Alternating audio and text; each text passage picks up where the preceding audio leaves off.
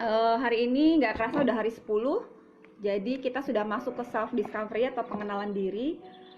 Mengetahui tentang personality kita atau kepribadian kita sangat sangat menarik ya kalau menurutku. Aku pun baru belakangan ini kurang lebih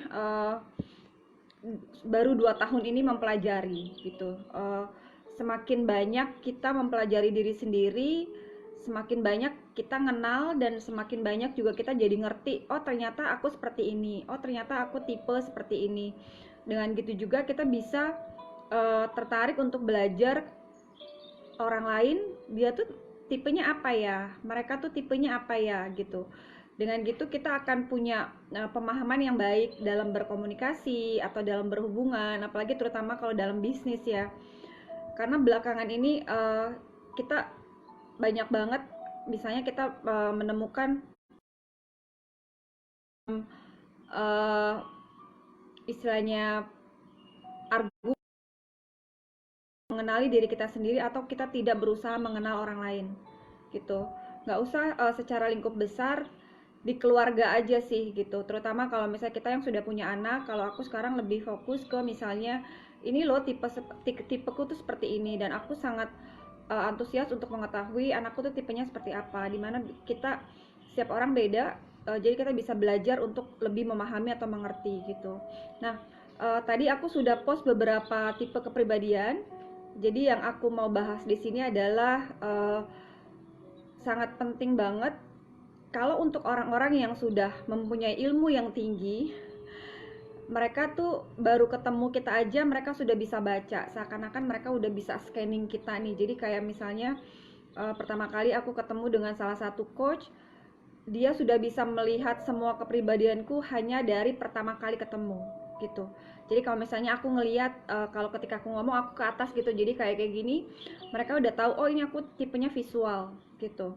Terus kalau misalnya ada orang yang lagi ngomong tuh biasa yang mendengarkan atau suka begini, oh itu berarti tipenya auditory gitu. Nah, ada tipe-tipe orang yang uh, kinestetik, lebih ke sentuhan atau segala sesuatunya itu harus melalui gerakan gitu loh. Jadi tidak bisa dengan suara, tidak bisa dengan, bukan tidak bisa, jadi lebih cenderung lebih fokus ke gerakan daripada visual, penglihatan atau pendengaran.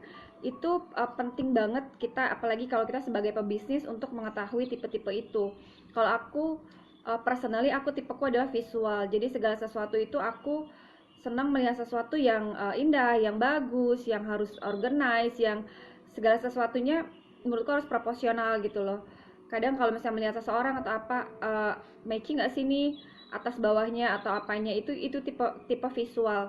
Nah kalau tipe auditory, kalau misalnya visual itu belajar harus dengan yang berwarna-warna, atau yang misalnya kalau dalam kerja, kalau berhadapan dengan orang-orang visual itu harus kasih brosur-brosur yang menarik, yang ada gambar-gambar warnanya, yang harus ada. Jadi harus bisa berupa sesuatu yang dilihat gitu. Itu orang-orang yang visual.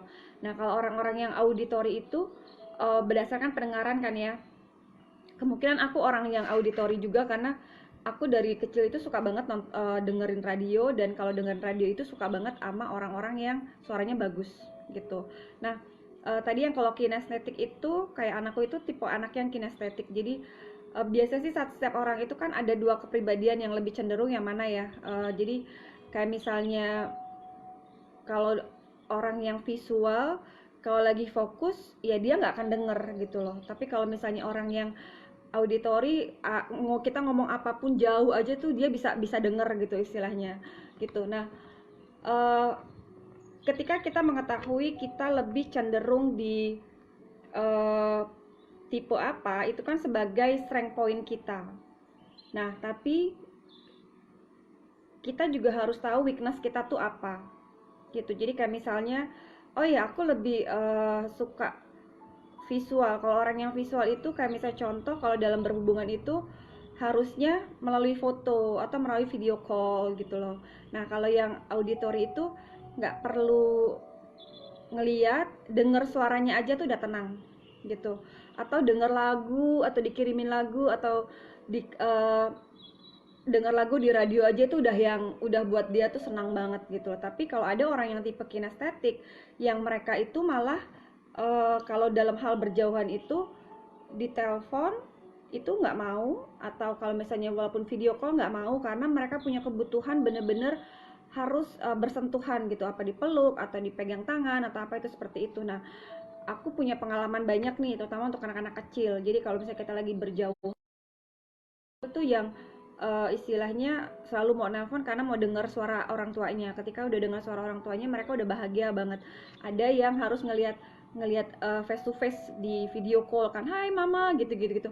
Nah, ada tapi tipe anak-anak yang ketika berjauhan dari kita, karena mereka menyakitkan buat mereka melihat atau mendengar orang tuanya, jadi mereka lebih baik nggak mau terima telepon, nggak mau melihat video call, nggak mau apa, karena mereka yang mereka butuhkan adalah bisa bertemu langsung face to face, bisa meluk langsung, atau bisa dipegang tangan gitu. Nah, itu pengalamanku udah beberapa tahun yang lalu dengan anak-anak yang jauh dari orang tuanya. Aku mempelajari, oh iya ya, mungkin ini artinya, dulu belum belajar nih apa gitu, sekarang udah ngerti yang oh iya pantesan, kayak anakku juga tipe kinestetik. Jadi kalau misalnya kadang nggak bisa denger, ngelihat juga nggak fokus gitu, jadi harus disamperin, harus dikasih contoh, atau harus disentuh, harus dipeluk, harus dipegang gitu loh, ini kayak gini, ini kayak gini gitu. Itu harus dikasih contoh lah istilahnya, itu kalau anak-anak yang kinestetik gitu.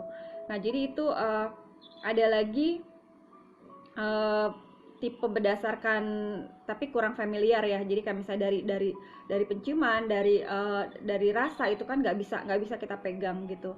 Nah, yang tipe salah satunya lagi itu kepribadian, yang kemarin juga aku baru memperbaharui. Jadi kemungkinan setiap 3 bulan itu selalu berbeda. Jadi keadaan itu bisa merubah kita, kepribadian kita, pengalaman atau networking kita dengan seseorang, kejadian-kejadian dalam hidup kita itu bisa merubah kepribadian kita. Yang pasti yang sebelumnya kita kita minus atau berada di posisi yang misalnya kurang baik atau kurang memahami sesuatu, berjalannya dengan waktu kita akan semakin baik. Makanya kita lebih bisa master ourselves gitu loh. Nah, itu ada tipe kepribadian yang sanguin, koralis, melankolis. uh, itu kemarin pun aku baru tes lagi, ternyata aku sekarang lebih lebih strongnya tuh di koralis dan sanguin. Nah, kita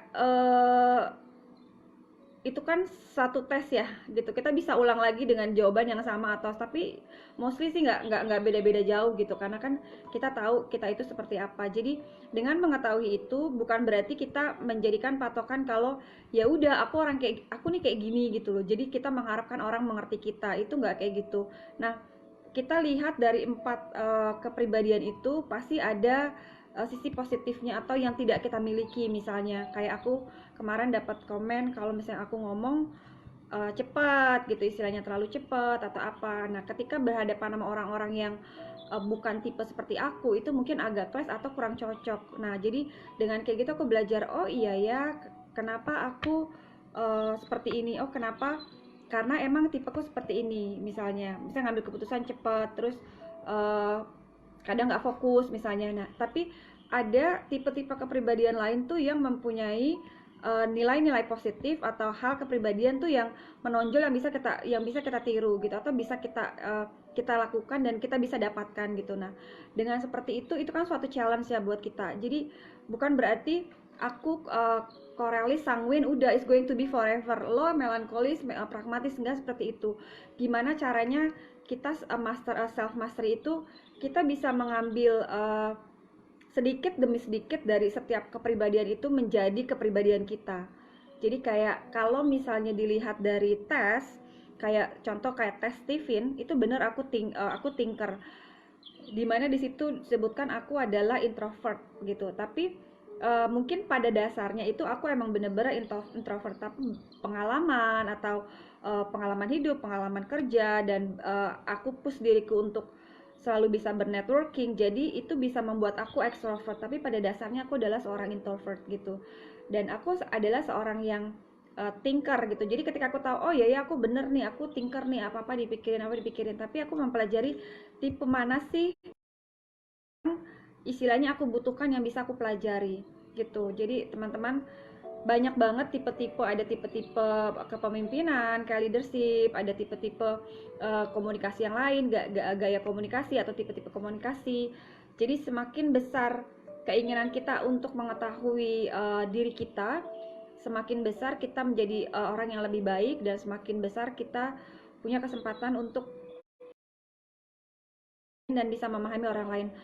Oh iya ya, aku nerima nih, aku seperti ini, tapi bukan berarti itu jadi patokan. Gimana caranya biar kita bisa let's say berkomunikasi dengan baik, bisa berhubungan dengan orang dengan baik gitu. So itu dulu untuk self discovery-nya. Karena kemarin yang pertama itu sesuatu yang udah nempel di kita, kayak misalnya apa namanya,